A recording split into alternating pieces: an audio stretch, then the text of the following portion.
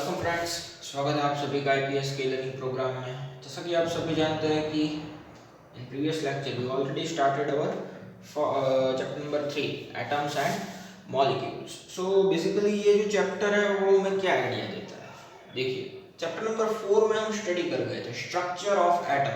It means जो element है, आपको पता होना चाहिए कि चैप्टर नंबर 4 था, उसमें हम फर्स्ट 20 एलिमेंट थे उसके बारे में स्टडी कर गए थे। उनकी इलेक्ट्रॉनिक कॉन्फ़िगरेशन कैसी होती है वो सब कुछ हमने देखा था। कब कौन सा एलिमेंट स्टेबल हो जाता है, ऑक्टेट रूल हमने उसमें देखा था। Okay, so structure of atom उसमें हम स्टडी कर गए थे कि वो जो डिफरेंट डिफरेंट एलिमेंट के एटम्स है वो किस चीज से बने हैं, electron, proton, neutron. It means atom is further dividable. Atom को हम फर्दर डिवाइड कर सकते हैं। बट ये जो चैप्टर नंबर 3 है उसमें उसका नाम ही है atoms and molecules. So atom combine होके मॉलिक्यूल बनाता है। लाइक अगर आप हाइड्रोजन की बात करें तो हाइड्रोजन ऐसे सिंगल फॉर्म में एग्जिस्ट नहीं करता लाइक दिस। वो ऐसे दो हाइड्रोजन एटम कंबाइन होके हाइड्रोजन मॉलिक्यूल ही बनाता है, ऐसे ही एग्जिस्ट करता है। ओके, सो एटम ये हुआ एंड मॉलिक्यूल ये हुआ। बीच में जो रिएक्शन होकर ये बना उसको क्या बोलते हैं? केमिकल रिएक्शन बोलते हैं। ओके, और ये जो इतने सारे एलिमेंट है पीरियोडिक टेबल में, नियर अबाउट 118 एलिमेंट और उससे भी ज्यादा एलिमेंट है हमारे पास पीरियोडिक टेबल में जो आज डिस्कवर हो चुके हैं आज तक। उन सभी के एटम की डिफरेंट डिफरेंट प्रॉपर्टीज है और उसी की वजह से हम उन्हें सराउंडिंग में देख सकते हैं कि डिफरेंट डिफरेंट टाइप के मटेरियल्स बन रहे हैं।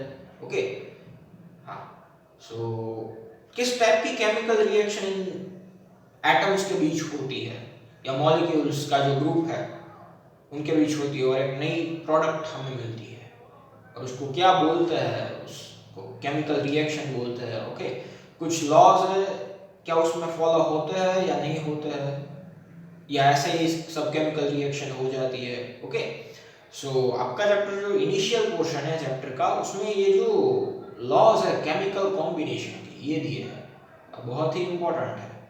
Okay, basically your syllabus is limited to only two laws of chemical combination. First is law of conservation of mass and second one is constant proportion law. ये दो है जो आपके syllabus में, और भी है बट वो आप जब हायर स्टडीज में जाएंगे तब पढ़ेंगे। ओके, सो उसमें से जो फर्स्ट है वहाँ से हम स्टार्ट करते हैं। And before we going to start the first law of chemical combination, एक टर्म मैं आपको बता देता हूँ, केमिकल रिएक्शन। केमिकल रिएक्शन बोलते किसे हैं? ओके, किसे हम केमिकल रिएक्शन कह सकते हैं वो मैं आपको बता देता हूँ। देखिए, ये जो चैप्टर है उसका जो इंट्रोडक्टरी लेक्चर था वो तो ठीक है, बट यहाँ से जो स्टार्ट हो रहा है वो बहुत ही इंपॉर्टेंट है और हो सकता है कि इस चैप्टर की नोट्स मैं आपसे HW के तौर पर मांगू भी। ओके, एंड इस हर एक लेक्चर के, यहाँ से जो लेक्चर स्टार्ट हो रहा है उस हर एक लेक्चर जब अपलोड हो जाएगा उसी दिन आपको एक असाइनमेंट मिल जाएगा जो कि आपको सॉल्व करके मुझे भेजना है। ओके, उस असाइनमेंट में कैसे क्वेश्चंस होंगे? लेक्चर रिलेटेड क्वेश्चन होंगे।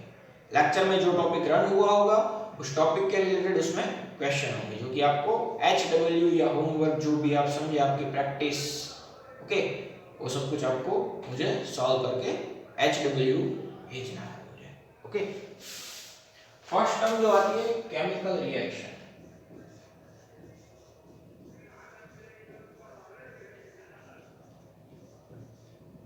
When two or more substance and two or more substance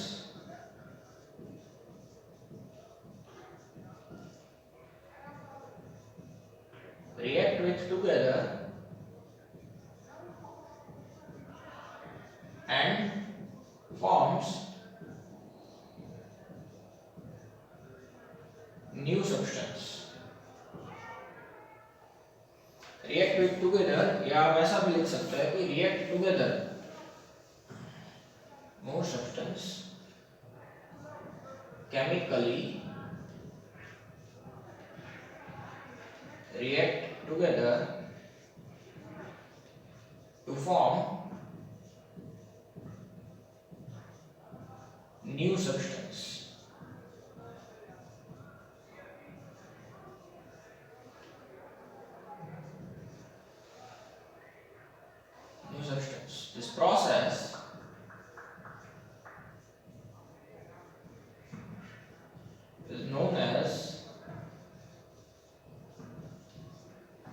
chemical reaction. इसको क्या बोलते हैं? केमिकल रिएक्शन बोलते हैं। एग्जांपल ले लेते हैं ताकि आपको और आइडिया क्लियर हो जाए। बेस्ट एग्जांपल है वाटर का। आप सभी को पता है कि hydrogen molecule H2 reacts with O2 and it gives H2O। Balance करना है तो यहाँ पे मैं बनाफ लिख देता हूँ। ओके, ये बैलेंसिंग की प्रोसेस है जो आप हायर स्टडीज में पढ़ेंगे। ओके, तो यहाँ पे आप देख सकते हैं कि हमने क्या डिफाइन किया कि when two or more substance, यहाँ पे एक सब्सटेंस हाइड्रोजन गैस है, दूसरा ऑक्सीजन गैस है, chemically react together to form new substance H2O, water हो गया।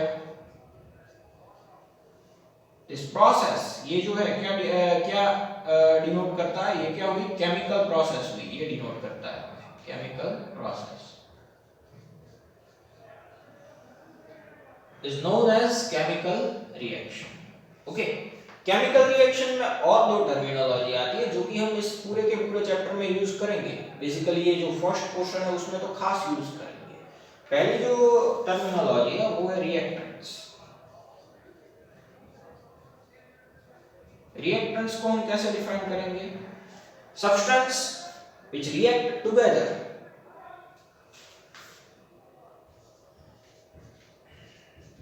substances which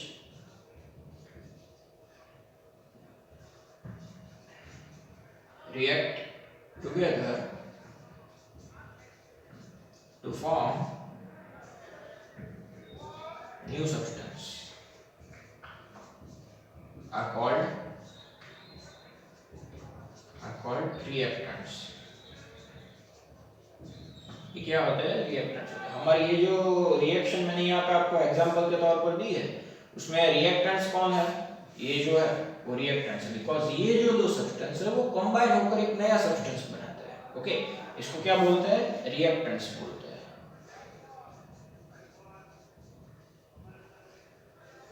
एक और टर्मिनोलॉजी मैंने आपको बोला कि दो टर्मिनोलॉजी नहीं है, वो मैं आपको बता देता हूँ।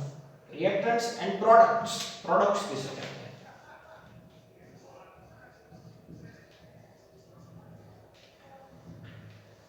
substance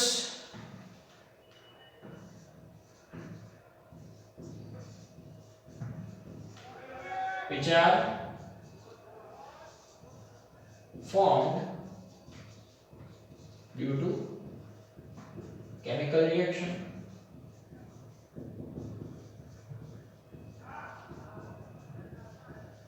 are called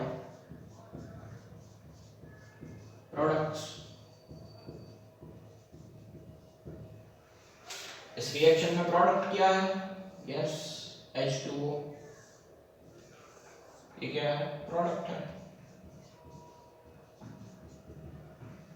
ये कुछ टर्मिनोलॉजी थी जो आपके लिए नहीं थी, बट अगर मैं डायरेक्टली यूज करता तो आपको समझने में दिक्कत होती, इसलिए मैंने ये आपको पहले बता दिया। ओके, नाउ अब हम क्या स्टडी करने वाला है कि डिफरेंट एलिमेंट के जो एटम्स हैं वो कैसे एक दूसरे से कंबाइन होकर नया कंपाउंड या नए मॉलिक्यूल्स बनाते हैं। क्या ये जो प्रोसेसेस होती है उसमें कुछ टाइप्स के लॉज फॉलो होते हैं या सब कुछ ऐसे ही हो जाता है?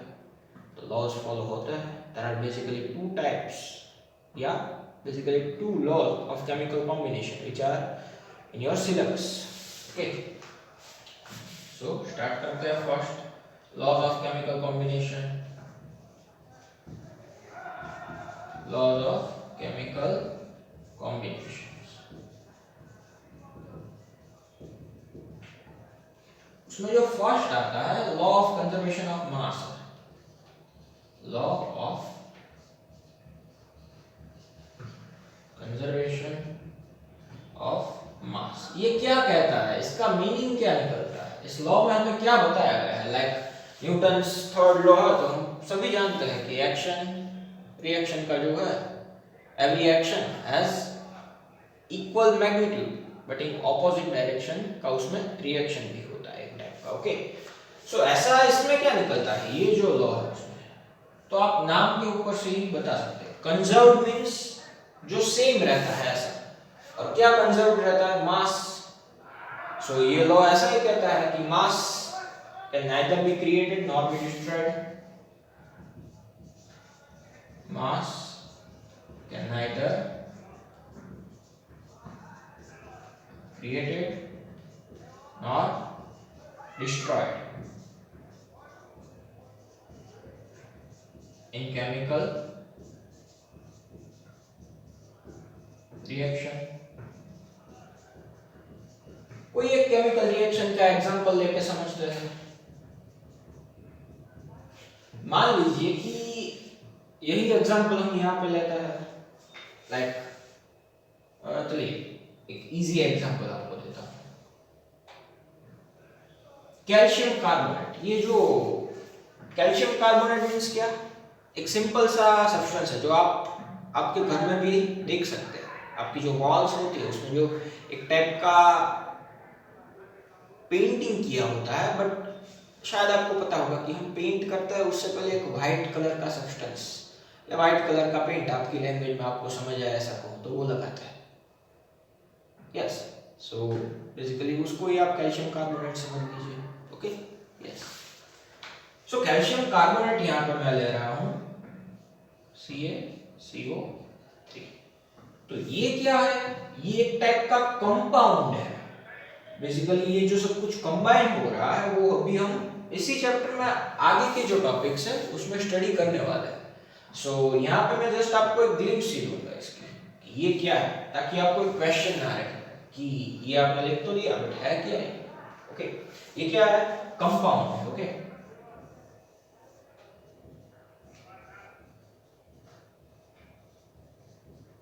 इसको मैं क्या करता हूँ, हीट करता हूँ।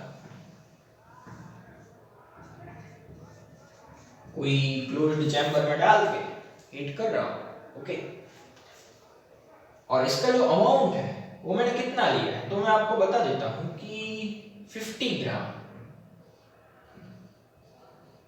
जो है इसका मैंने अमाउंट लिया, और इसकी केमिकल रिएक्शन या इसको हम गर्म कर रहे हैं। सो इसको हम गर्म कर रहे हैं तो इसे हम क्या कहेंगे, देखिए मैंने दो टर्मिनोलॉजी आपको डिफाइन की, रिएक्टेंट्स एंड प्रोडक्ट्स। यहां से हमको क्या मिलता है, calcium oxide and carbon dioxide. ये दो हमें क्या मिलती है, प्रोडक्ट मिलती है। और ये पॉइंटर क्या डिनोट करता है, इसकी केमिकल रिएक्शन हो रही है, ये डिनोट करता है। सो इसे हम क्या बोलते हैं, रिएक्टेंट्स। क्या बोलते हैं इसको, रिएक्टेंट्स बोलते हैं। ये जो हमें मिल रहा है after the completing this chemical reaction, इसको क्या बोलेंगे, प्रोडक्ट बोलेंगे। ओके, इसको क्या बोलते हैं, प्रोडक्ट। ओके, तो ये प्रोडक्ट हमें कितनी मिलेगी, जितना रिएक्टेंट लिया होगा उतनी ही मिलेगी, उससे कम मिलेगी या उससे ज्यादा मिलेगी। टोटल मास में बोल रहा हूं, इन दोनों का ऐड करके। मान लीजिए कि यहां पे मुझे 25 ग्राम था, 25 ग्राम कैल्शियम ऑक्साइड मिला, और ये कार्बन डाइऑक्साइड। देखिए और एक बात मैं आपको बता देता हूं कि ये जो यूनिट है वो अगर आपको इजीली समझ में आए कि ये जो मैं साइन लिख रहा हूँ, कंपाउंड, मॉलिक्यूल्स, एटम्स लिख रहा हूँ, वो किसके, तो जो चैप्टर 4 था उसमें मैंने आपको बार बार बोला था कि फर्स्ट 1 to 20 एलिमेंट आप लर्न कर लीजिए, वो आपको आने चाहिए।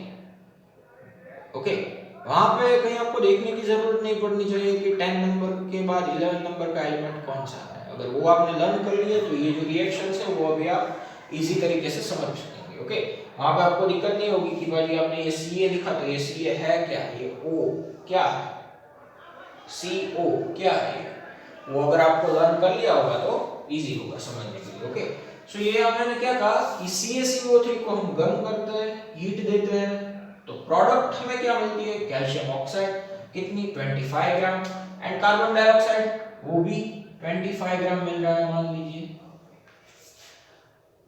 तो यहां पे हुआ क्या, मास ऑफ रिएक्टेंट्स कितना है, मास ऑफ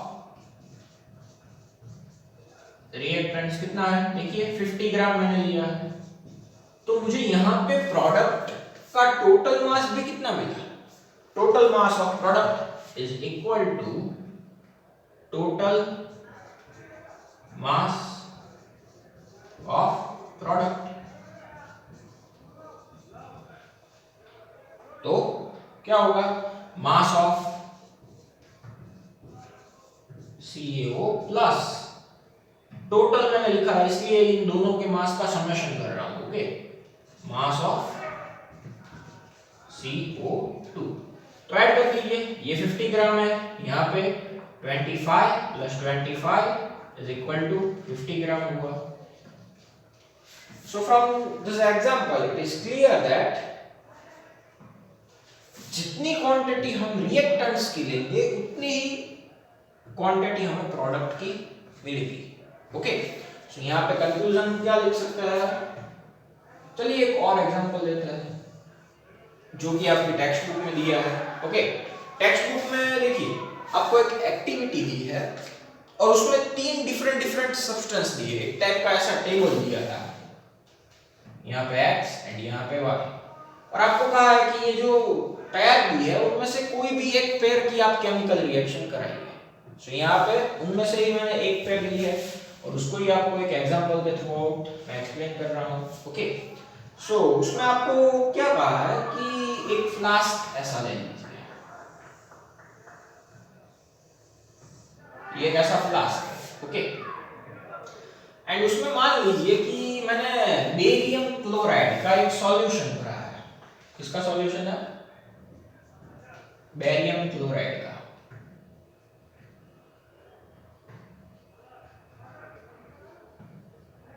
ये जो सॉल्यूशन है वो बेरियम क्लोराइड का सॉल्यूशन है और मान लीजिए कि इसकी जो क्वांटिटी है वो नियर अबाउट 20 ग्राम है और इसमें मैं एक छोटी सी टेस्ट ट्यूब को ऐसे पाइवट कर रहा हूं, ऐसे ही आप समझ लीजिए, ये एक जिससे मैं इस फ्लास्क को क्लोज कर रहा हूं ये। ओके, और यहां से मैंने एक छोटी सी स्ट्रिंग के थ्रू आउट एक टेस्ट ट्यूब को बांधा है ऐसे। ओके, लाइक दिस, और इस टेस्ट ट्यूब में क्या है, एक दूसरा मटेरियल है, बेरियम क्लोराइड तो हमने यहाँ पे ले लिया, बट यहाँ पे मैं लेता हूँ sodium sulphate.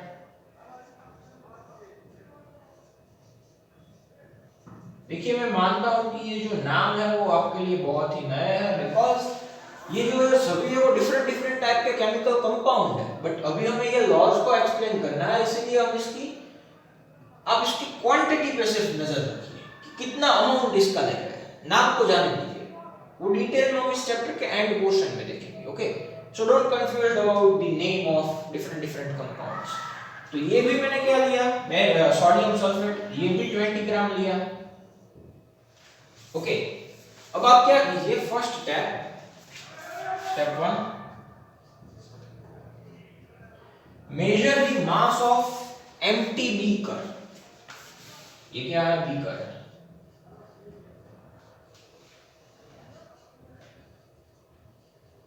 measure the mass of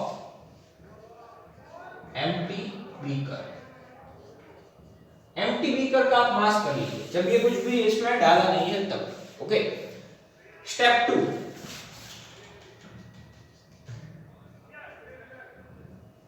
calculate the mass of reactants। calculate the mass of reactants। reactants हमारे यहाँ कौन सा है, ये एक सॉल्यूशन जिसका लिया है बेरियम क्लोराइड एंड दूसरा ये जो है वो sodium sulphate. Barium chloride and sodium sulphate, ये हमारे जो है वो रिएक्टेंट है। ओके, ये क्या है, रिएक्टेंट। इन दोनों का मास कर लीजिए, सो कितना होता है, 20 plus 20 it gives 40 gram. Step 3, step 3 में मैं क्या करता हूं, ये जो कॉर्क है जिससे मैंने इस फ्लास्क को क्लोज किया था उसे ओपन कर देता हूं, तो होगा क्या, यहाँ पे स्ट्रिंग लूज हो जाएगी और ये जो टेस्ट ट्यूब है वो ऐसे अंदर गिर जाएगी लाइक दिस। तो इसमें जो मैंने सॉल्यूशन लिया था सोडियम सल्फेट का, वो किसके साथ रिएक्ट कर जाएगा? बेरियम क्लोराइड के सॉल्यूशन के साथ। सो सिंपल मीनिंग क्या हुआ? बेरियम क्लोराइड की सोडियम सल्फेट के साथ रिएक्शन हो जाएगी, ओके, और हमें कुछ प्रोडक्ट मिलेगी। टेस्ट ट्यूब को आप क्या कीजिए, इस सॉल्यूशन में डाल दीजिए। Drop the test tube, drop the test tube in solution so that chemical reaction will be take place।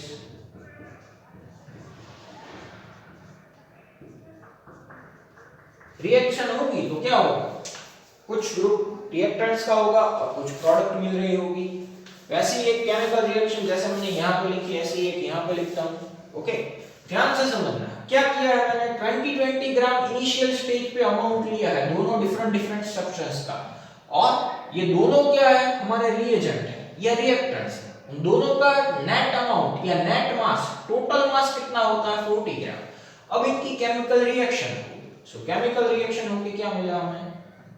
BaCl2 plus Na2SO4 की केमिकल रिएक्शन हो गई। हमें मिलता है बेरियम सल्फेट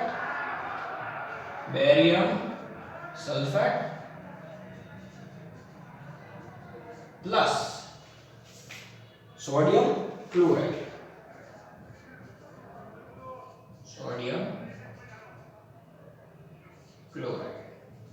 पर देखिए यहां पर हमने दोनों का अमाउंट 20-20 ग्राम लिया था, तो हमें प्रोडक्ट में भी मैं ऐसा बोल सकता हूं कि प्रोडक्ट का जो नेट मास है, दोनों के मास को आप ऐड करेंगे। मान लीजिए कि 10 ग्राम ये मिल गया हमें, 10 ग्राम क्या मिला? बेरियम सल्फेट मिल गया, and then after 30 gram sodium chloride मिल गया। मैं मानता हूं कि इंडिविजुअल जो मास है वो डिफरेंट है, but sum of the mass of product क्या है? इन दोनों के मास को ऐड कर दीजिए, टोटल कितना हुआ? 40 ग्राम हुआ। इन दोनों के मास को भी आप ऐड कर दीजिए, टोटल 40 ग्राम हुआ। Yes, this is the conclusion, okay, which we say in the law of conservation of mass, कि जितना आपने रिएक्टेंट्स लिए होंगे, जितना अमाउंट में, उतनी ही अमाउंट में आपको एक प्रोडक्ट मिलेगी। रिएक्टेंट का मास भी प्रोडक्ट के मास के साथ सेम होगा। सो ये फॉलो हो गया। Mass can neither be created nor be destroyed in chemical reaction, okay. So ये था law of conservation of mass. इसका एक सिंपल एक्सप्लेनेशन अगर हमें देना है तो हम ऐसे दे सकते हैं। देखिए मैं आपको बताता हूँ।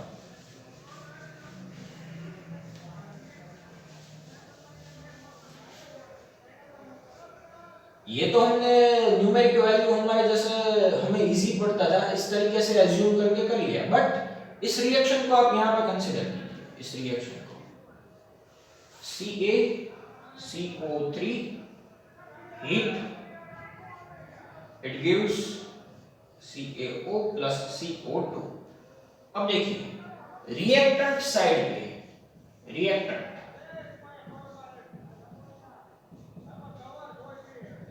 साइड पे one atom of कैल्शियम है, one atom of carbon, 3 atom of oxygen. Product side पे क्या है? प्रोडक्ट साइड पे, ये तो बात हो गई रिएक्टेंट की। प्रोडक्ट साइड पे क्या है? Chemical reaction. After completing the chemical reaction क्या मिलता है आपको? 1 एटम ऑफ कैल्शियम, ये रहा, 1 atom of carbon,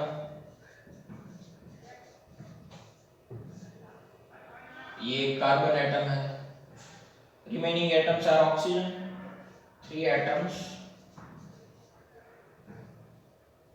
of oxygen. Yes, ये 2 यहाँ पे और ये सिंगल यहाँ पे। सो यहाँ पे हम कह सकते हैं कि number of atoms in reactants is equal to the number of atoms in product. Number of atoms in reactants is equal to number of atoms in product. सो अगर कोई नया एटम प्रोड्यूस ही नहीं हो रहा है, एंटर ही नहीं हो रहा है, जितने एटम आपने रिएक्टेंट के तौर पर लिए थे उतने ही डिफरेंट टाइप की केमिकल रिएक्शन होगी, आपको एक प्रोडक्ट के फॉर्म में मिलते हैं। 3 ऑक्सीजन लिए गए तो क्या दिक्कत है, 2 कार्बन के साथ कनेक्ट हुए, एक कहीं पे डिसअपियर तो नहीं हो गया, डिस्ट्रॉय तो नहीं हो गया, कैल्शियम के साथ कनेक्ट हुआ है। So number of net oxygen atom तो कंजर्व ही रहेगा, सो ऑब्वियसली उनका मास भी कंजर्व ही रहेगा। Okay, yes, so conservation of मास इस तरीके से भी हम समझ सकते हैं। एक नोट में यहाँ पर आपको बता देता हूँ, नोट क्या है, यहाँ पर मैं लिख तो रहा हूँ, मैंने लिख भी दिया कि देखिए ये रहा रिएक्टेंट्स, बट क्या रिएक्टेंट्स में हम कौन से सॉलिड सब्सटेंस इंक्लूड कर सकते हैं या लिक्विड गैसियस, ये भी रिएक्टेंट्स में आते हैं। Yes, that's right, reactants and product. Note है reactants and product, reactants and product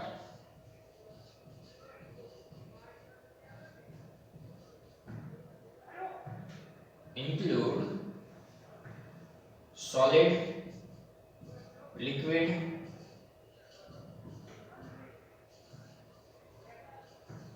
gaseous substance।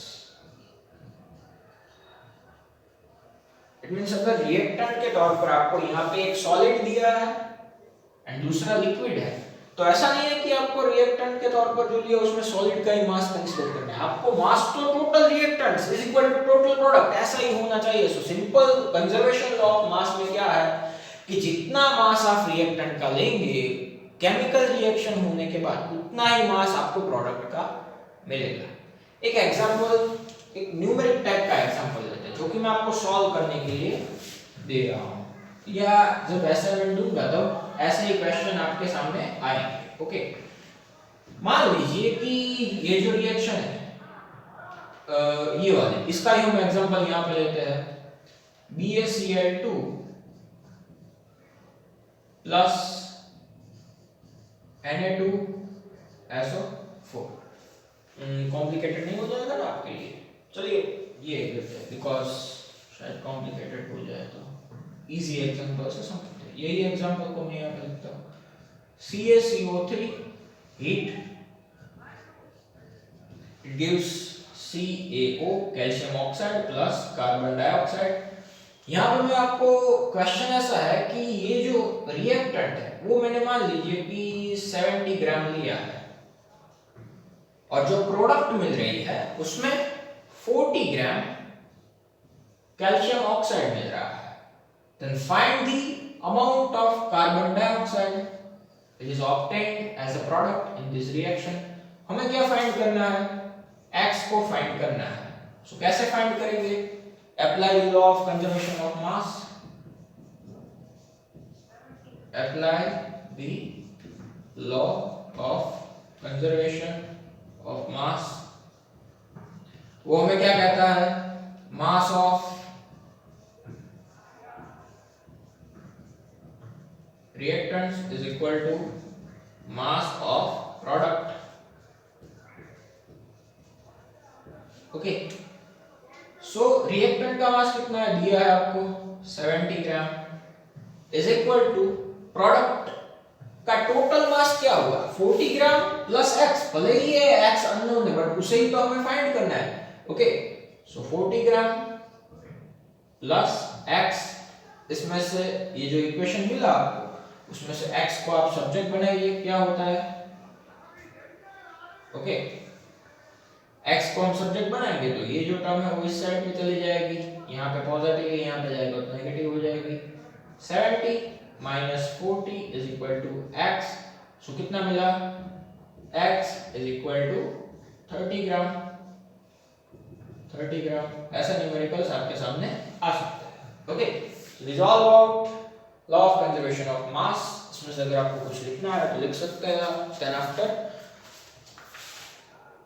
Law आ रहा है, सबसे इजी लॉ ये है, law of constant proportion. Proportion mean some amount related, amount किसका, मास का।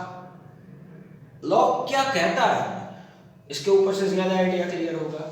This law is defined as law of constant proportion. It means the chemical compound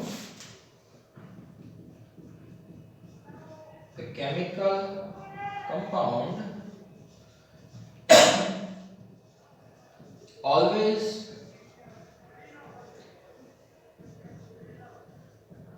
consists of same elements combined together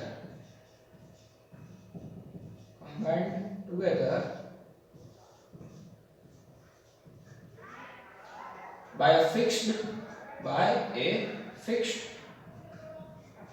ratio of mass, ऐसा आप बोल सकते हैं। क्या कहा मैंने, a chemical compound always consists of same elements combined together in same ratio या same amount of mass। क्या कहता है ये, देखिए बहुत ही सिंपल, मैंने इसलिए पहले बोला कि सबसे इजी है। एक सिंपल सा एग्जांपल लेते हैं, H2O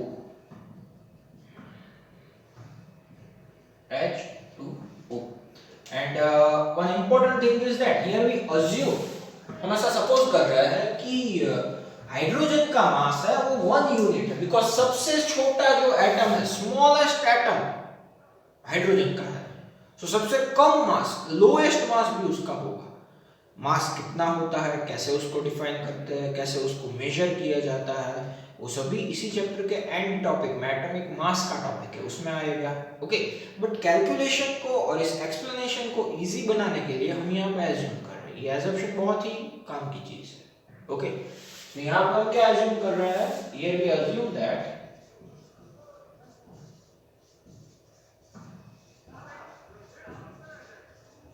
mass of one hydrogen atom is 1 U। so यहाँ पे हाइड्रोजन के एटम कितना है, so for oxygen so for H2O there is 2 hydrogen atom,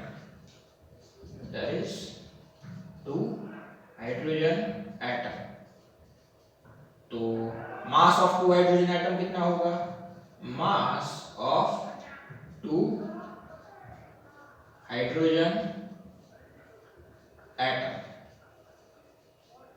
is equal to कितना होगा, एक हाइड्रोजन एटम का 1 यूनिट है, तो 2 हाइड्रोजन एटम का कितना होगा, 1 multiply by 2, simple, 2 multiply by 1 is equal to 2 unit. और ऑक्सीजन का mass of oxygen, mass of oxygen जो है वो 16 न्यूटन है। ये एक प्रैक्टिकल मेजरमेंट है जो कि आपको एक्सेप्ट करना है, ओके, बिकॉज इसमें हम कुछ नहीं कर सकते, बेसिकली इंस्ट्रूमेंट के थ्रू आउट हम ये मेजर कर सकते हैं। जैसे अगर हमें हमारा वेट मेजर करना है तो by the help of weight balance, या जो वेटिंग मशीन होता है, वेटिंग मशीन, उससे हम फाइंड कर सकते हैं। सेम प्रोसीजर यहाँ पे होती है। एटम के मास को फाइंड करने के लिए मास स्पेक्ट्रोग्राफ नाम का एक टिपिकल इंस्ट्रूमेंट होता है, ओके, यस। सो यहाँ पे मास ऑफ हाइड्रोजन एटम कितना है, 2 यूनिट। मास ऑफ ऑक्सीजन कितना है, 16 यूनिट। हमें क्या कहा है chemical compound always consists of same elements combined together by a fixed ratio of mass. Fixed ratio means एक टाइप का अमाउंट. अगर मैं यहाँ पे रेशियो की बात करूं तो यहाँ पर हम लेते हैं ratio of mass of hydrogen to, ये जो मैं डॉट कर रहा हूं ये क्या डिनोट करता है? रेशियो हम किसके रिलेटिव में ले रहे हैं? हाइड्रोजन का ऑक्सीजन से रेशियो लिया. अगर क्लोरीन का सोडियम से रेशियो लेते हैं तो यहाँ पे ratio of mass of sodium to ratio of chlorine. Okay, अगर आपको रेशियो नहीं लिखना है तो सिंपली आप इस साइन को ऐसा रख सकते हैं, इसका मीनिंग रेशियो ही निकलता है. ओके, तो यहाँ पे हम कैसे लिखेंगे? Mass of hydrogen to mass of oxygen. So mass of hydrogen in H2O molecule,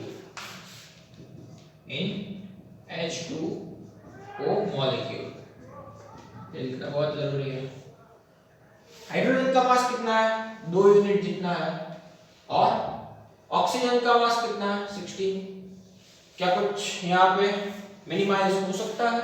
yes. Ratio को डिनोट करने की दूसरी मेथड हुई है, ऐसे 2 डिवाइड बाय 16. तो यहाँ पे आप 2 8 16 होता है. तो क्या मैं इसको ऐसे लिख सकता हूँ 1 8. और अगर आपको इस 1/8 को इस फॉर्म में लिखना है तो आप कैसे लिख सकते हैं? और 1 2 8. क्या किया? H2O को एक एग्जांपल के तौर पर मैंने लिया, उसमें फाइंड कर लिया कि भाई ऑक्सीजन और हाइड्रोजन का मास कितना है. इसके लिए मैंने एक एजम्पशन ले ली कि भाई हाइड्रोजन के मास को हम कितना एज्यूम कर रहे हैं? 1 यूनिट एज्यूम कर रहे हैं. एक हाइड्रोजन का मास 1 यूनिट, तो 2 हाइड्रोजन का मास 2 यूनिट. और ऑक्सीजन का मास जो है वो 16 यूनिट है. मेजर किया है हमने bye the help of mass spectrograph, और उन दोनों का हमने रेशियो ले लिया. कितना मिला? 1 to 8. सो ये जो रेशियो है, this ratio is fixed for H2O, pure H2O. 1/8 is a fixed ratio for pure H2O, whether it is on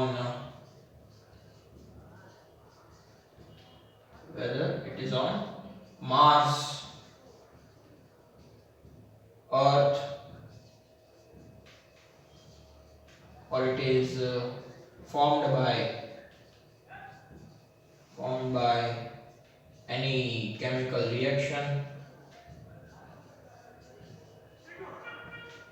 कहीं पर भी आप जाइए, कोई भी जगह से आप H2O का सैंपल ले लीजिए, आपको उसमें 2 एटम हाइड्रोजन के मिलेंगे एंड 1 एटम ऑक्सीजन का मिलेगा. ये बात फिक्स्ड है. इसीलिए तो इसे क्या कहा?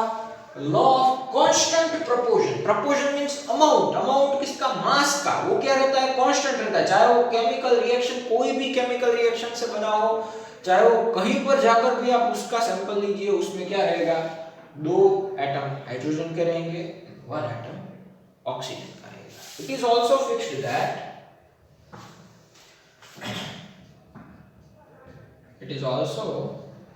That in pure sample of H2O, it always consists 2 hydrogen atom